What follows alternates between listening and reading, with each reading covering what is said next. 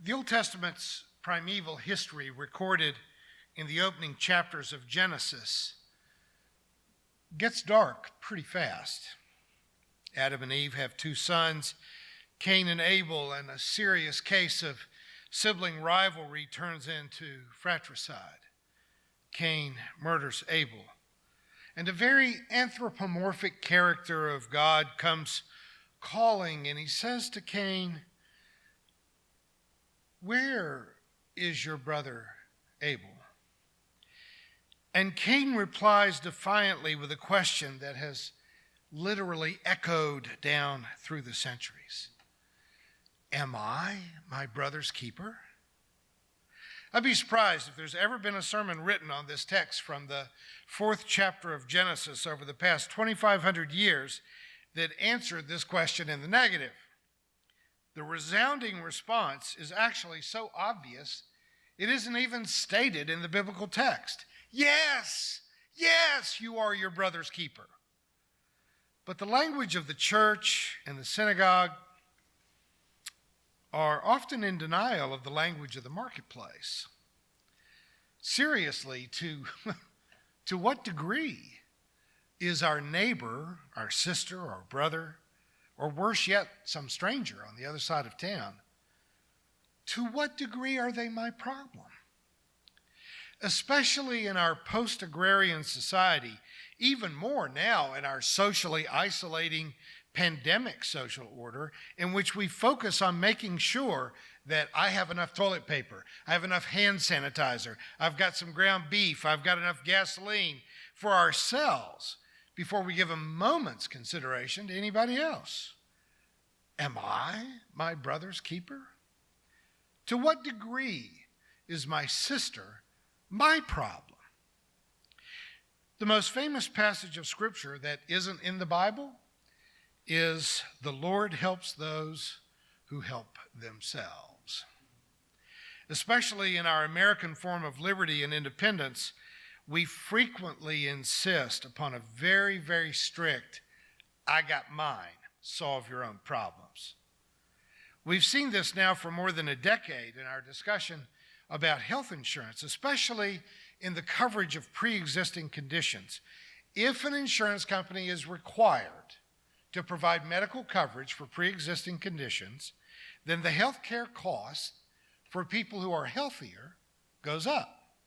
And the debate over this part of Obamacare has pitted younger and healthier people who are often at the beginning of their career at lower wages, that they are then being forced to help pay the medical expenses of older and sicker people who may, in fact, actually have more money. The Trump administration has filed lawsuits for the past 3 years trying to undo that part of the Affordable Care Act that insists upon coverage of pre-existing conditions. And they have repeatedly gone to court trying to do this while insisting in campaign speeches that they're going to do everything in the world to protect people's coverage of pre-existing conditions, which, if you happen to have been looking for a reason to despise the Trump administration, here's one. Go ahead and use this one. But in the whole screw my brother and sister category, locally we have a classic example in Rachel Shelton, who is now suing the city of Springfield because of the ordinance requiring us to wear masks in public. She believes that the city government does not have a right to impose this upon us. She explained, "Your health is not my problem. Your emotional well-being is not my responsibility." Though she cited her own claustrophobia as part of the reason for her lawsuit, I guess now 150,000 people in Springfield are supposed to risk a lethal infection to the coronavirus because she has claustrophobia when she has to wear a mask. It's a classic white privilege overstatement. But she said at a news conference recently that the city council, in passing this ordinance, was turning Springfield into Nazi Germany. I'm sure you can see the similarities, can't you, between the attempt at military domination of the world while murdering millions of Jews, gays, gypsies, and special needs kids. That is very similar to being asked to wear a mask.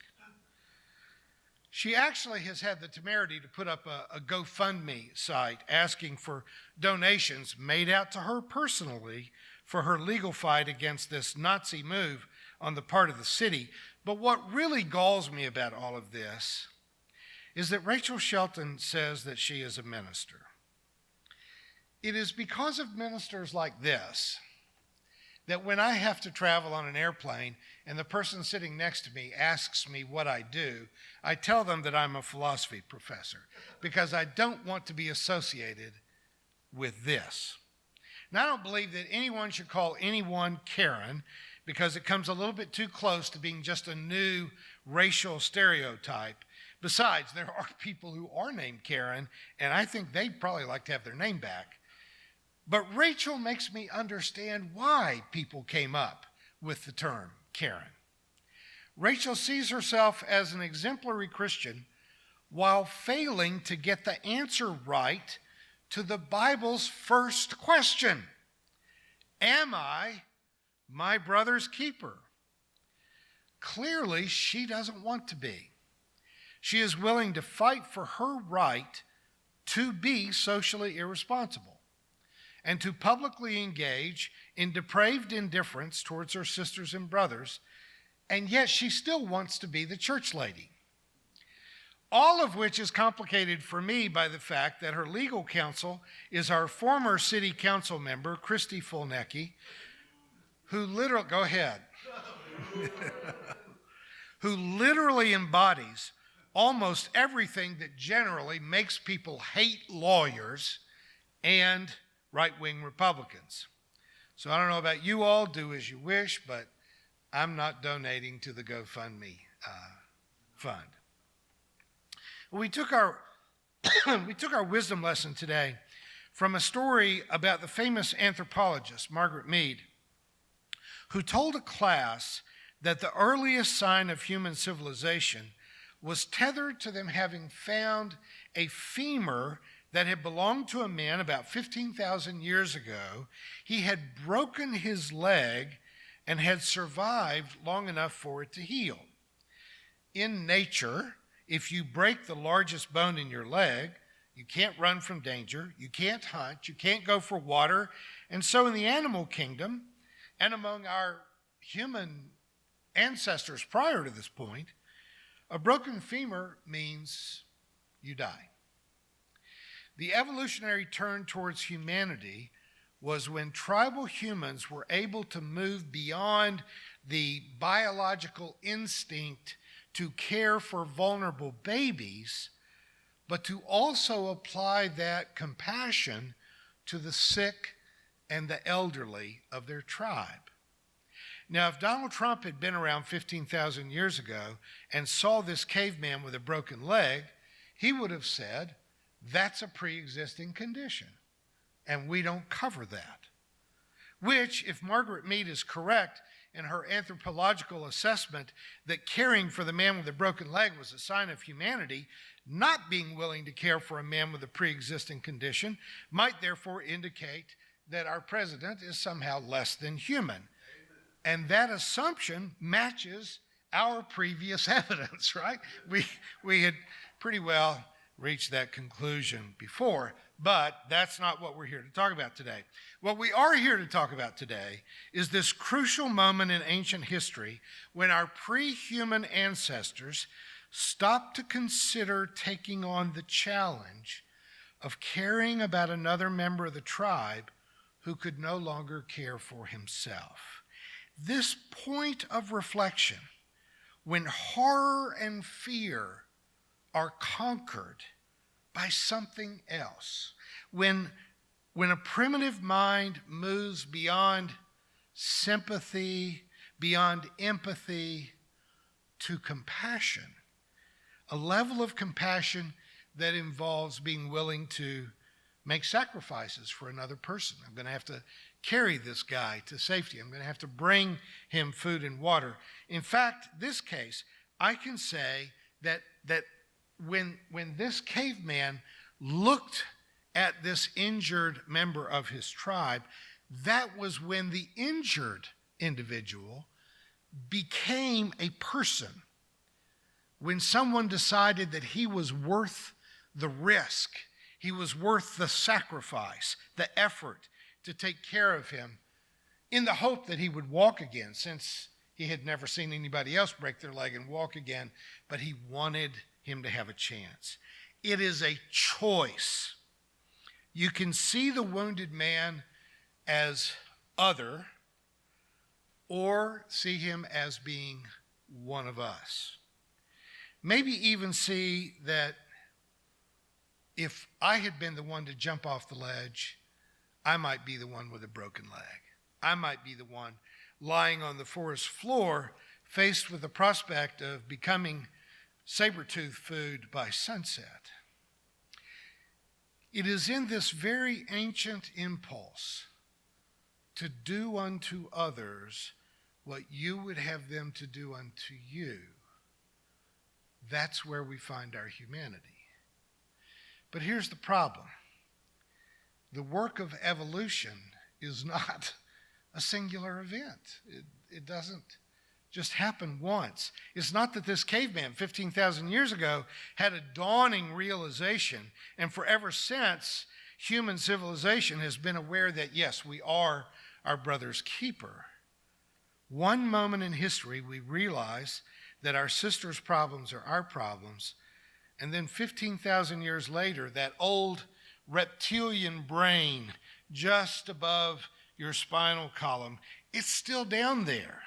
And out of our brain stem, we give this full-throated vent to the belief that your health, your well-being, your survival is not my problem.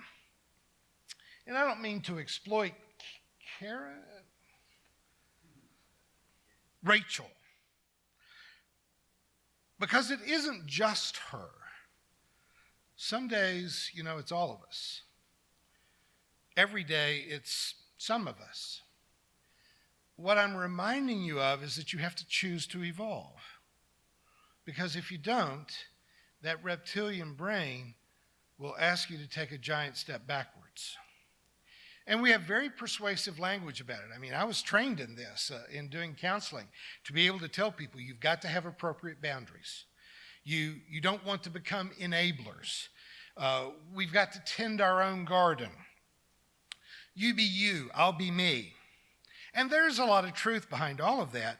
But then there is this guy with a broken leg, which in our culture is the guy who lost his job, whose employer moved the entire warehouse to China. It's the person who struggles with demons of mental health issues or addictions that are real to them. You may not have it yourself, but they see the demons you can't see. There are people who have a very high likelihood of dying of COVID-19 if they get it. I mean, if you are over 60 and overweight, you have more than twice the chance of dying of COVID than if you are younger and lighter. And that can be corrected by and large by people being willing to wear a mask, wash their hands, keep their distance, and of course, get a vaccine when one is available. So how human we are is not about something that happened among our ancestors thousands of years ago.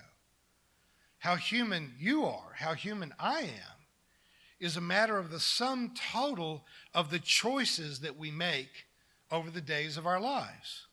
And we're not all going to choose correctly all the time.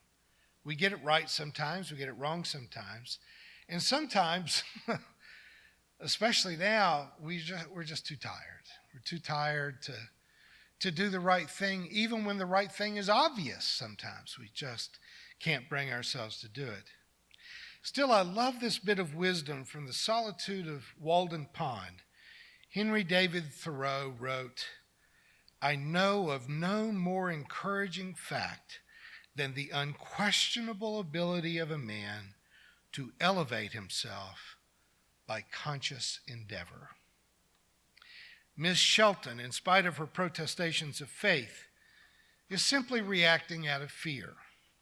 Her lizard brain is speaking before her more evolved brain gets a chance to do the right thing. And Ms. Fulnecki is being Miss Fulnecki, and there's like 8 letters in her name, but it's still a 4-letter word. You personally are not Rachel Shelton. You're not Christy Fulnecki. About you, I can say that I know of no more encouraging fact than the unquestioning ability of people of faith who make a conscious decision to improve who you are, that you can do it by simply making a conscious endeavor. Now, COVID-19 is highly infectious. It often manages to get around masks and hand sanitizer and social distancing, and it'll probably get around the first few rounds of vaccines that are available to us because it is a frighteningly contagious virus. But beyond the fear that we have of it, it also presents us with an opportunity to evolve, to be more than who we have been. This puts us in a position to choose to be the hero that the moment calls for. Compassion is the key to the spiritual life. You are the one who would stop and change the flow of the human race and be the one that decides not to leave the guy with a broken leg to die. You are the ones with an evolved conscience. And I got to tell you, I trust you. I believe in you. And I'm asking you to believe in yourselves.